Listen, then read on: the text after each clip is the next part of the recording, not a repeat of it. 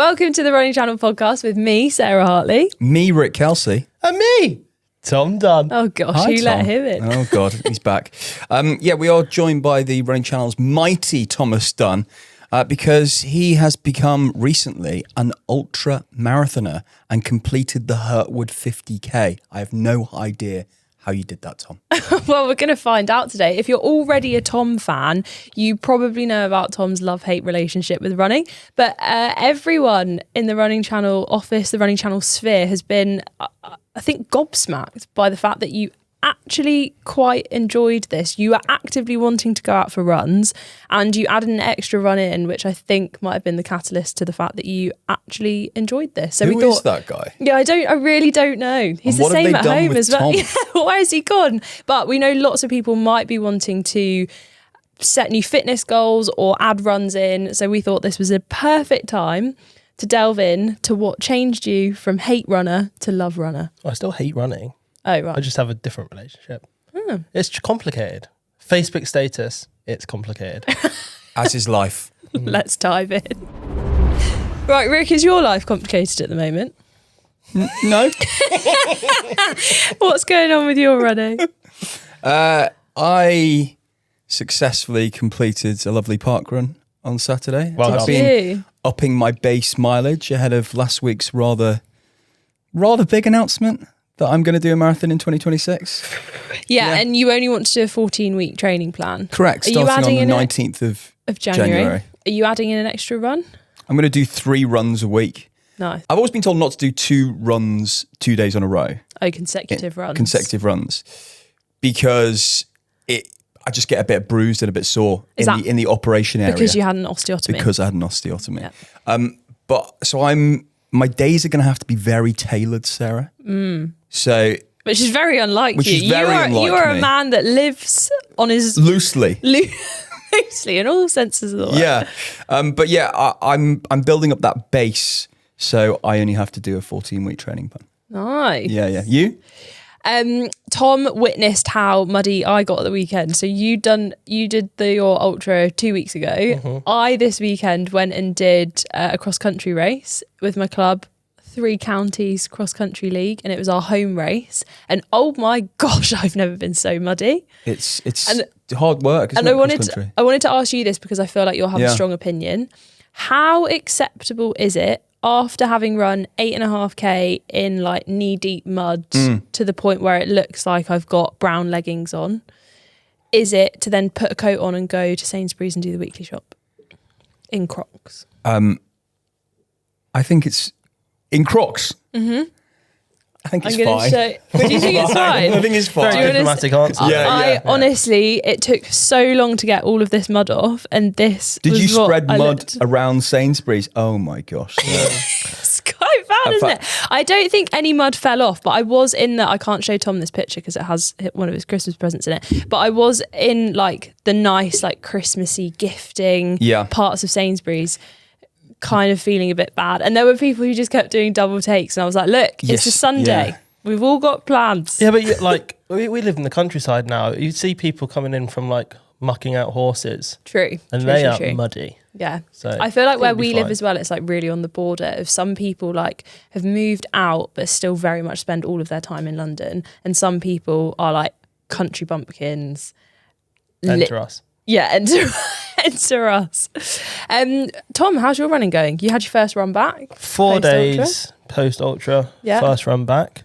I was just speaking to one of our colleagues, Oscar, actually, about it.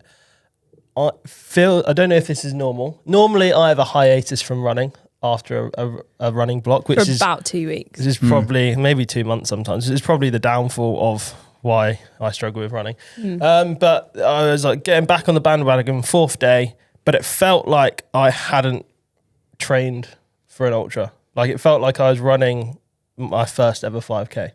What, it felt really hard? Hard, miserable, just everything about it. I was on this run and it was miserable. Why do you think As that was was? Herbert. I don't know. I think maybe there was like an expectation that I hadn't really thought about that, like, well, first run back, just run an ultra, well, be fine. It's 5K. What are you on about? Actually, it was quite, a few niggles, aerobically, my heart rate was high. Everything. I do think after you've done something as big, like you ran further than you'd ever run before, so your body kind of goes into. I don't actually. shot. And like I was out there a long while. Like my Yeah. time wasn't fast, so I think that was probably one of the biggest factors. Is Like you just 9 done like hours a big, of being out there moving. Yeah, so it's going to feel a bit weird Yeah. coming back. When's the next run going to be? Well, got Christmas Run Club Wednesday, haven't we? Yeah. So enter Santa, Nice. and then That Santa suit, by the way. Yeah. You might want to give it a wash. well, I'm wearing it twice this week, Just- mate, for runs. Right. So yeah, I'll do it after that. you might want to just give it a little once Oh, over. Is it Bit of smelling? Febreze. Is it smelling I right? may have been out running in that site. Okay. I may have forgotten to wash it. No, that's fine. Yeah, Yeah. It's dried in a Sainsbury's bag for the last week, so God. I'm sure it's great. Oh, Yeah. and it's next to the radiator right now. That's really going to It stink was out. the room. almost as hot as the Fruity. Running Channel Christmas party that was on a boat in a boat basement is the only Yeah. way I can Yeah, yeah. describe it. It was like it was Also, funny actually. because Hottest there were- boat The thing- basement the Yeah, I've and there ever were been no windows. There were no windows. And it This kept, is what I thought about it. It was like we're gonna go for dinner and boat opposite the Westminster, Opposite the London Eye. opposite the London Eye. could have been anywhere. Yeah, because basically Literally could have been we- anywhere. yeah, But with the you water. know when you realised that you were on a boat though, it must have been when another boat was coming past, and so you get a surge of water. And like honestly, we were saying that the ratio of how many drinks it felt like you'd had versus how many you'd had. Like we walked onto the boat stone cold sober, and I felt like I'd had 4. Exactly. So it was like a 1 to 4. That's a lie. 4 drinks are on the floor, mate. Yeah, I was on the floor the first time the boat happened. Especially, I was sat on the toilet like swaying.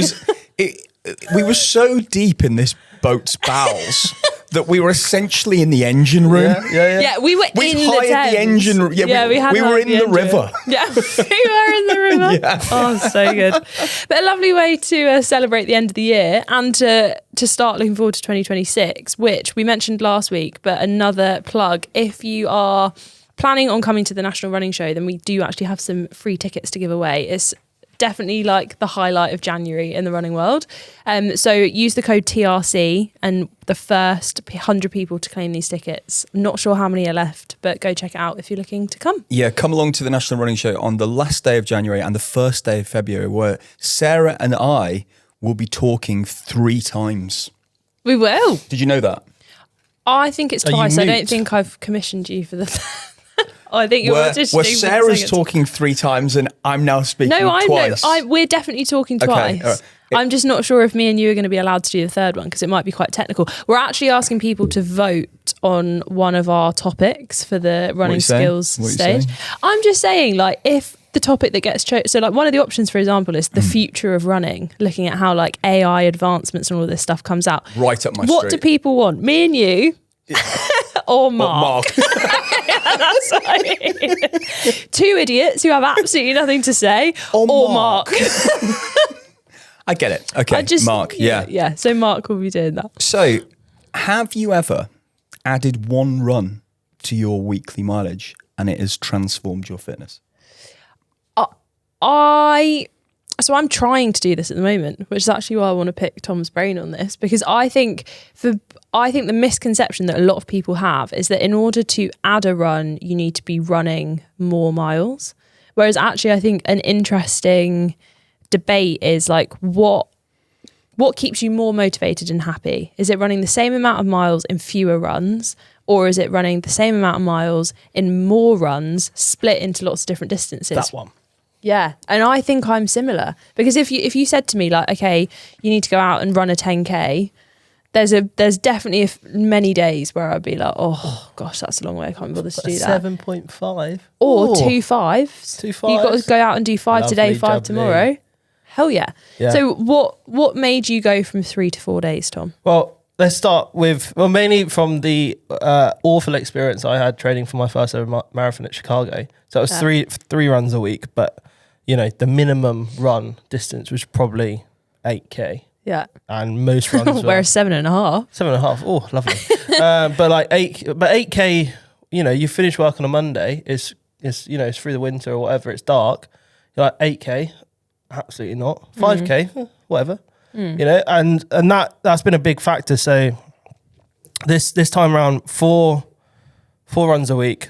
The loads are relatively the same. Obviously, it's an ultra, so it's a bit more. But most of my runs, 2 of my runs a week were 5Ks, or like no more than 7. And that is so much more manageable for me to fit in. And I don't know, like more runs, more runs, same volume.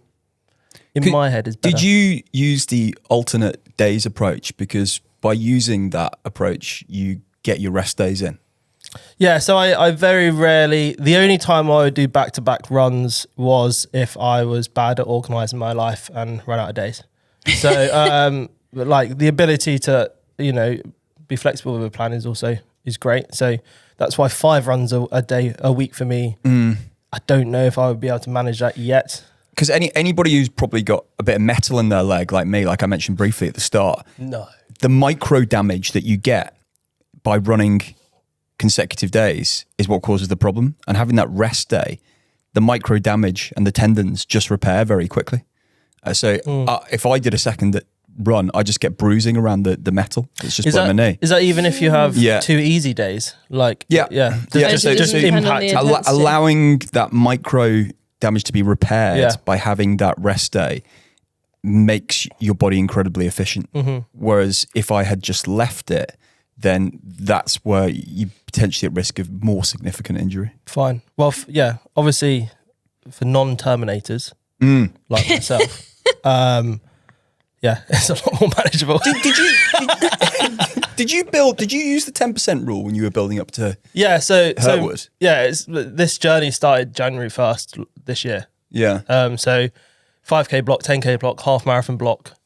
Then I skipped the marathon block and went to ultra because it's so every week you were increasing by 10%? Pretty much, yeah. I had a few tumbles and fall, you know, like bits where maybe I got a niggle and had a couple of weeks off or I was ill or something like that. And you have deloads as well. So you're like gradually build up. So the 10% rule is roughly increasing your weekly volume by 10% each week. Usually then your training plan or like your training cycles will come in anywhere between kind of 4 to 6 week blocks within a longer plan. So if you train for 4 weeks, you build, and then on that 5th week, you'll have a deload. And what that is allowing is that adaptation. So loads of people feel differently depending on when this happens. It might be that you feel rubbish in the 4th week because you've stacked so many miles in your leg, and then you feel great in the deload because you're giving yourself time to recover. Or it might be that you feel really great and then the deload throws you off a little bit. But that kind of going from high mileage to then lower mileage is so important to let everything in your body adapt to the fact that you are looking to improve. Functional overreaching, we've talked about before. But adding runs into your week doesn't necessarily mean that you also have to increase volume. In fact, like I've seen quite a lot of people who are trying to work their way up to double days. And this won't suit everyone. Like if you are kind of beginner or you're just coming into running, 2 runs might be all you can manage because you need to think about how you're letting your body adapt. But if you're on the other end, you're kind of really trying to level up your running, but you still want to include a rest day, it might be that splitting runs into double days might be the way to do it.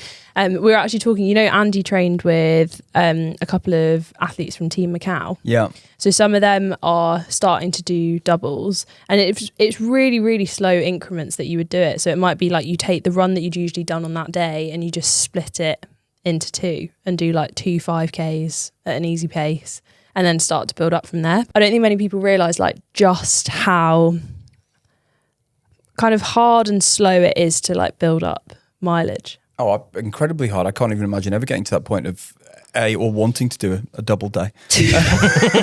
B, in a life or death situation. Do you know on the deload week though, it's in a marathon block, that deload week, if it's in week 5, you drop it down to your first week's mileage, wouldn't you? In that block. And then you probably have a second deload week where you drop it down to about half of where you were at to. Because it's not always a case of you drop it down to week 1 if you're doing it later on in your training plan. No, it will just be reducing it basically. Yeah. So like if you were, so for example, I've been on like half marathon and marathon plans where I might have had like 60k or 64k as my kind of peak week, and then the following week in the deload it's 30 something k. It kind of depends. 30k in the deload. Yeah, so from like 60 down to 30. So it'd be splitting in half. Okay, those figures scare me. But like, You just wait till your marathon training. So my week 4 drops back down. My long run drops back down to 7.5k, whereas week 3 it was 12k. But then if you fast forward another 4 weeks, I'm up to 32k on week 11, whereas week 12 drops down to 20. Yeah, exactly what Sarah said. Yeah, that's what you said. Yeah, But that will find you'll know, like that is almost life changing, that deload. yeah, week. because that'll feel like going from 30 to 20 will literally feel in like It's a not long I run. don't Will be even- like, oh, yeah. lovely. I don't even think for me deload weeks were a physical Yeah. thing. That it was more like a psychological thing that I was like, sick. I Yeah. can go out Saturday. Yeah, You know, like I've got other things I can do this weekend. If you're listening to this and you're training for a major event at the moment, whether it's a half marathon, 10k, whatever, you are in the right place, because this information about deloading and 10% rules is something I wish I had in 2017. I cannot believe, looking back, how ill-prepared and idiotic I was going into that race. The marathon. I cannot believe I didn't have any of this knowledge. I didn't have the deload. I probably in 2017 would have struggled to spell it. yeah. I think as well there's a lot of misinformation and a lot of like old wives' tales kind of stuff as well. Like my best mate Adam, you know Adam. Yeah. First marathon last year was Brighton. And like he's a very strong-willed character. And once he's decided that is fact, that is almost like you, Rick, that is fact, whether it is or not. What do you mean? He doesn't take advice? He does take advice, but like At the wrong time. yeah, and if it's wrong advice, but he believes it's the right advice, like Adam, if you're listening, We love you, but oh my gosh. So he read about the taper. yeah, And he misinterpreted right. the taper. So As- he didn't run for 2 weeks before his marathon. And then the night before, we were all staying in a big house. And he just turns to me and Tom and he's like, oh, by the way, taper. So I haven't run for 2 weeks. That's right? And what can you say in that situation? Because you can't be like, yes, mate. mate. On the money. We were You just kind of like, got to lick your yeah, lips, I'll be fine. smile, and go, best of luck for the rest. Good luck. I See you mean, on he the other did really well, side. but he did blow up as well. Oh, yeah. How would you describe a perfect taper then, starting 2 weeks before a marathon? It's basically just easing down your mileage. The best thing you can do is get a training plan, which will step it down for you based off knowing kind of all of the mileage that you've done or work with a coach. But the best thing in the taper is that you are reducing down your mileage so that you're able to start on race day with fresh legs, but you're not reducing it down so much that you just feel sluggish and you can't get going. So for lots of people, you might still have an interval session on the week of your race, That's whatever it. it might be. You might have a tempo run, or you might have an easy run, but you will have something. Like quite often I'll have a session that's like race pace practice Ks, and that is literally, it's just really, really short. It might be a smaller session than what you did in week 1 even, but it's enough just to kind of kickstart the physiological and psychological, okay, right, we need to get head in gear and go. You know that extra run that you're adding in your week, in your training plan for any distance? If you're doing exactly the same mileage, where does the real benefit come from if your weekly mileage looks exactly the same and you're going from 2 to 3 runs? What did you find, Tom, from 3 to 4? So there's 2 things. Obviously, I'd like to skip the physical factors first. We'll circle back to that and come on to the psychological factors. For me, and this, I think this is biggest jump. I can't speak from going to 4 to 5 runs, but for me, it was from 3 to 4 runs. The biggest thing was that there was less days off, and I had a tendency to maybe have 3 days off in a row when I was doing a 3-day-a-week run. My body and brain is kind of like, oh, forgot about that thing we call running, and then get to that next run. It was really hard because I've had 2 days of my body completely resetting from that kind of activity. With 4 days a week, it's very much like one on, one off, one on, one off, quite routinely. So I really didn't have much time to then adjust back to life without going for a run. So I felt like I was way more motivated because I was kind of like hacking my brain and thinking like, oh yeah, I run. I'm a runner. All I do is run. So every day I woke up, my body was like, I'll be running today, sort of thing, instead of forgetting. And that was a big thing for me. So it's motivation and ease. So it's easier to get going by adding that extra day. Yeah, because you probably don't have, I felt like you don't have as many barriers. You're not like, oh, I don't want to go. I don't want to do it. You're like, I think as well, when you're running 3 times a week, you almost had like too many options of where to move your runs around to. So I always would then end up doing 3 runs in 3 days. Yeah, it would always be like Friday, Saturday, Sunday. Because on a Monday, you could be like, well, I got so many options. Yeah. Whereas when you got 4, there was a lot of times where you were like, you were running in the dark after work and you were saying, I have to go now because I've got this, and this to fit in. Yeah, it makes you much more adaptable as a person to just be able to put on your shoes and go. But then also, you can't knock the physical attributes as well. 1 run extra per week for a month. That is essentially, if you're running 3 times a week, that is more than a week's worth of running extra per month that we'd be getting.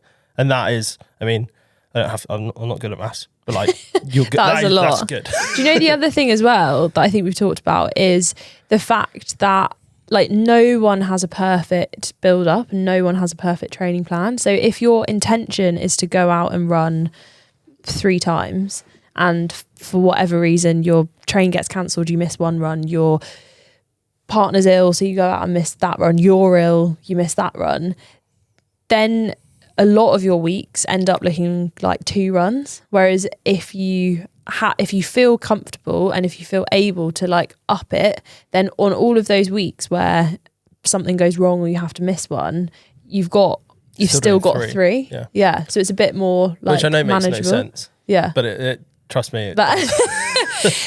Did you notice your heart rate data dropped by getting the extra run in a week? Well, yeah, because you like I said, that compound load, you are just kind of, your body's so much more used to being in a running state because you're doing it just more little and often.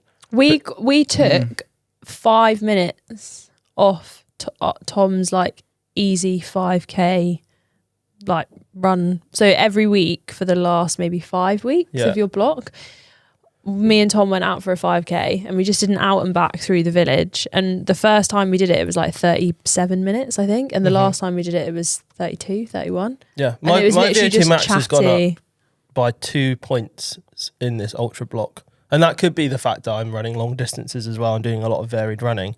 But I think a lot of that is down to the additional run as well. Super interesting. Well, let us know, podcast@therunningchannel.com. Have you ever increased your runs? Do you think it makes a difference? Have we persuaded you to maybe relook at your running? Because it doesn't need to mean more mileage. It just might mean more motivation, which in time might mean more mileage. Like Rick, you could sign up for a marathon. Yeah, but I think we should end on the fact that like, if you up your runs to 1 day a week extra, don't take something away from it. So don't take S&C or stretching. Don't take anything away. Like, you need to. Don't take away foam rolling if you've got a sore IT band. Yes. Isn't that right, Tom? Yes. How many days did you procrastinate foam rolling before your ultra? Many. You want to get yourself a massage gun. It's not strong enough. To get through that. To get through his thighs. That wall of skin on your body. Yeah. Honestly, his muscle was so tight. Just want to see, getting into those legs, mate. It's a big job, isn't it? Oh, Sarah. Right. I was going to say, there's a fair bit of data by increasing your run by 1 day a week actually increases your step rate, so your cadence. And if you do that by around about 10%, that also has an impact on how many injuries you can pick up as well. But that kind of makes sense because people do overstride if they're not regular runners. Yeah, I was definitely an overstrider when I came back from You're India. honing your craft, aren't you? Yeah. You're putting more hours in. Yeah. More time to think about it.